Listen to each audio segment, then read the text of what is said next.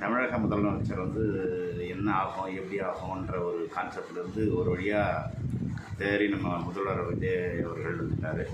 அதனால் அவர்கள் வாழ்த்தும் நன்றியும் கூறி இந்த சில செய்திகளை சொல்லலான்னு மனசில் தோணுது. முதல் செய்தி, நேற்று அவர் பதவி ஏற்ற போதே பார்க்கும்போது கர்ஜனை பண்ணி பேசினார்.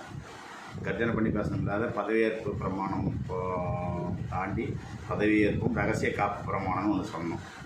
அதுக்கு முன்னாடியே அவர் முன்னுரையாக ஒரு சில செய்திகள்லாம் சொன்னார். அது ரொம்ப நல்லா இருந்தது. அது ரெண்டும் கலந்த மாதிரி சொன்னது. அப்புறம் கவர்னர் மனு கொடுத்து சொன்ன உடனே மறுபடியும் பார்த்திங்கன்னா அழகாக பதவி பிரமாணம் செஞ்சார். மறுபடியும் ரகசிய காப்பு பிரமாணம் செஞ்சார். ரொம்ப அருமையாக இருந்தது.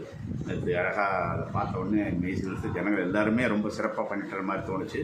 சில செய்திகளும் அவர் போட்ட கையெழுத்துக்களும் ரொம்ப நல்லா இருந்தது. வருங்காலத்துக்கு ஏற்றதாக இருந்தது.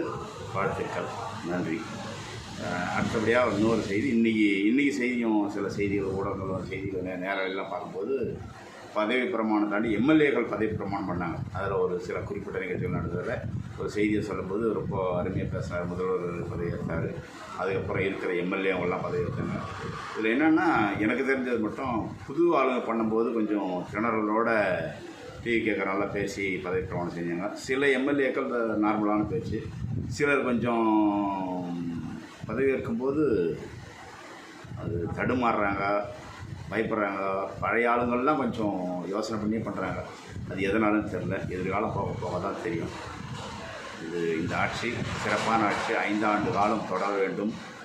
எதிர்காலத்தில் இன்னும் சிறப்பான ஆட்சி அமைய வேண்டும். மக்களுக்கு நல்லது செய்ய வேண்டும். முதல்வர் விஜய் அவர்களுக்கு வாழ்த்துக்களை நன்றிகளை கூறி, என் தனிப்பட்ட ஒரு வணக்கத்தை கூறி, சிறப்பான ஒரு ஆட்சியை நோய் தமிழக மக்கள் சார்பாக கேட்டுக்கொள்கிறேன். நன்றி, வணக்கம்.